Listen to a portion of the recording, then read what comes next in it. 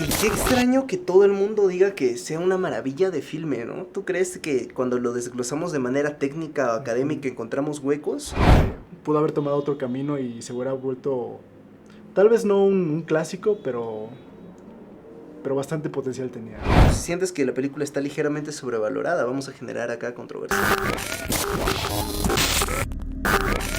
¿Cómo se encuentran, queridos amantes del terror? El día de hoy nos encontramos en un nuevo formato de Sayak basado en crítica cinematográfica.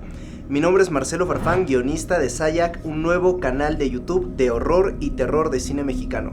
Me encuentro con Roberto Torres, yo soy cinefotógrafo de Sayak. Pues bueno, Longlegs. ¿De qué trata Longlegs, amigo Marcelo? ¿De qué no puede tratar? Bueno, Take a nice long look. A letter was left with the bodies. Signed with one word.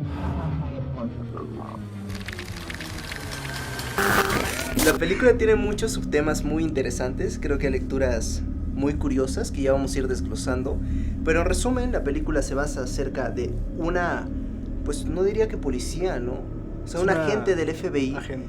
que está buscando a un asesino serial. Lo interesante acá, más allá de otras películas policíacas, es que la fuerza antagónica no es una persona, sino es el mismo Satanás. Exacto. Me pareció una premisa muy interesante porque cuando nosotros tenemos el género policíaco o el subgénero noir, en realidad estamos contra un personaje, un conjunto de personajes. Y el hecho de que sea Satán la fuerza antagónica principal me pareció muy interesante porque están tratando de capturar al mismo demonio, al mismo diablo. Y siento que no lo aprovechan por uno u otro factor del cual ya hablamos y del cual también vamos a seguir hablando. Siento que no se llega a aprovechar del todo. Lo hubieran explotado más, creo yo, teniendo a Satanás en el clímax. De todas maneras, siento que la silueta de Satanás aparece en determinados momentos de la película, pero a mí en lo particular no me llega a convencer. No sé qué opinas tú, estas apariciones esporádicas. Sí, justo una particularidad del personaje principal son estas visiones que tiene, y al principio parece que te van a llevar como para una especie de enfrentamiento, ¿no? Entre ella y el mismo Satanás, ¿no?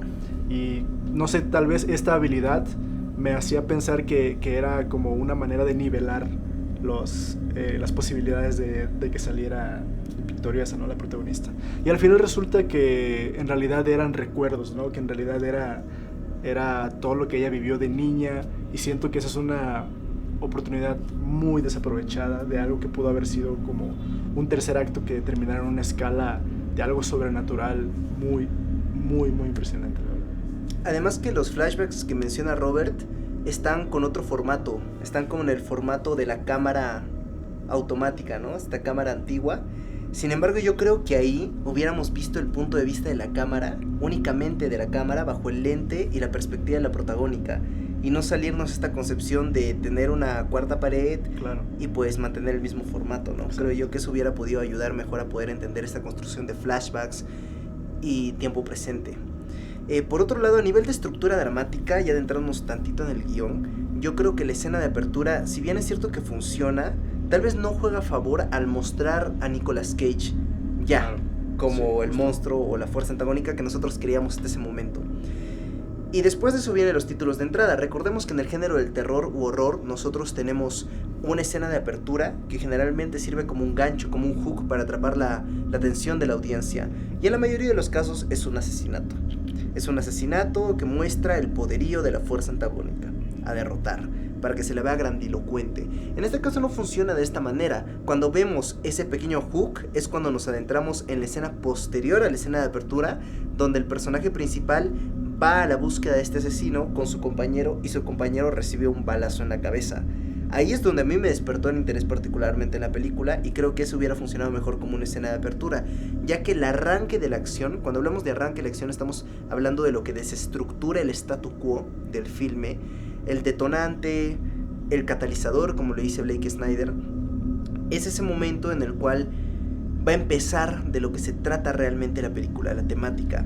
Y ese momento es cuando recibe la carta, donde para mí la ponen en situación de peligro, pero al darnos cuenta que la madre al final del filme siempre le estuvo protegiendo, como que se me destruye que ese haya sido el detonante, el catalizador de la historia. O sea, me sentí engañado porque de alguna u otra forma creo que nunca estuvo en peligro real. Exactamente. ¿Qué opinas con respecto a la interpretación de los otros roles, Robert? O sea, no únicamente Nicolas Cage, del cual ya hablamos, sino la protagónica, tal vez le faltó carisma, no tengo idea. ¿Qué opinas de la madre, de los otros coadyuvantes? Creo que la protagonista no me disgusta que su personalidad sea bastante retraída. Ahora considerando, pues, terminando de ver la película, pues entiendes por qué es retraída, ¿no? Después de lo que vivió. Pero creo que aún así los personajes deberían de tener un carisma, aunque sean retraídos, aunque sean introvertidos. Y el problema con esta protagonista es que pareciera que su habilidad es lo que la hace ser así, y al final resulta que no, que simplemente eran recuerdos, y esto ya nos lleva a una unidimensionalidad de la protagonista que parece que en realidad no evoluciona, ¿no?, a lo largo de la película. Como que no aprendiera nada realmente. Sí. Y yo creo que no tanto se debe de ver interpretación, porque pueden ser varios factores. Puede ser interpretación, puede ser dirección, puede ser desde el mismo guión, la manera en cómo está escrito. Nunca lo vamos a saber, evidentemente, pero sí creemos que de alguna u otra forma al personaje le pudo faltar tantito para poder realmente engancharnos. Y como menciona Robert, no se llega a explorar esa habilidad. Es uno de los puntos débiles de la película. Hablando acerca de este desglose con respecto al terror, horror, no sé si te diste cuenta, Robert, pero hay muchas escenas que son diurnas, otras tantas que también son nocturnas. ¿Qué opinas con respecto a esta concepción que se está popularizando? El hecho de construir terror de día, que no únicamente lo tiene Longlegs en pequeñas cantidades, pero que también lo tiene Midsommar de Ari Aster y Get Out de Jordan Peele. ¿Qué opinas con respecto a eso? ¿Sientes que hay cierta innovación con respecto al tenerle miedo al día? A mí me encanta como cinefotógrafo, creo que te permite jugar con el mismo espectador y hacerlo sentir inseguro aún en un momento del día donde normalmente nos sentimos seguros, ¿no?, que es en la plena luz del día, a mediodía, en la mañana, y eso creo que funciona excelente para el terror y te permite jugar con otros elementos, ¿no?, con la puesta en escena, con el acting, con el diseño de producción, con los efectos visuales, con el sonido, que el sonido es súper importante en el terror, y creo que yo diría que un movimiento dentro de los directores y guionistas que me gustaría ver mucho más seguido. ¿Tú qué opinas? Pues está muy interesante. El folk horror empezó utilizando, en las películas de los 70s, 80s, empezó utilizando terror diurno, pero como era cine B, pues no se popularizó. Sí, yo creo que Midsommar le dio cierta visibilización. Me parece muy interesante que no se replique la clave baja para generar penumbra, la atmósfera terrorífica que tú mencionas, sino que ahora también teniendo una iluminación que no tenga mucha relación de contraste, pues podemos lograr el mismo resultado. Exacto.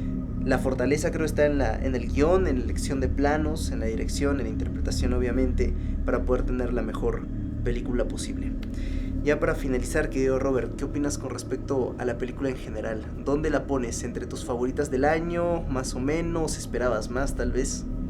Si hubiera respetado el mismo director y el guionista lo que venían construyendo con su primer y segundo acto, sin problemas le pondría en mi top 5 del año, pero creo que el tercer acto te destruye por completo lo que tú como espectador ibas generando, ¿no?, al estar viendo la película. Entonces, no diré que es olvidable, porque gracias a Nicolas Cage, creo que Nicolas Cage hace que ninguna película sea olvidable, pero creo que pudo haber tomado otro camino y se hubiera vuelto, tal vez no un clásico, pero bastante potencial tenía, ¿no?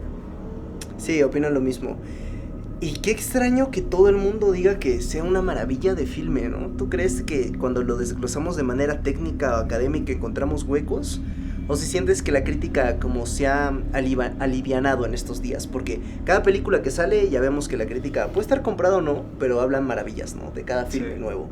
Uno va súper emocionado y luego se da cuenta que ya no encuentra esa satisfacción o ya no está con la misma opinión que tenía antes de empezar a aprender de esto. ¿Qué opinas con respecto a eso? Si sientes que la película está ligeramente sobrevalorada, vamos a generar acá controversia. Pues al final de cuentas creo que gran parte de las campañas actuales también involucran como estas reseñas, estas opiniones del internet, ¿no? Entonces, creo que el tiempo solo dirá si de verdad es una película que vale la pena revisitar y vale la pena ponerla como parte de la historia del cine del terror, pero por ahora yo diría que no se lo merece. Uf, pues vamos a seguir hablando de más películas en siguientes secciones aquí por Sayac, tu nuevo canal de YouTube de terror, horror de cine mexicano. Pues nos despedimos, eso ha sido todo por hoy. Mi nombre es Marcelo Farfán, guionista de Sayac, y me encuentro con Roberto Torres, cinefotógrafo de Sayac.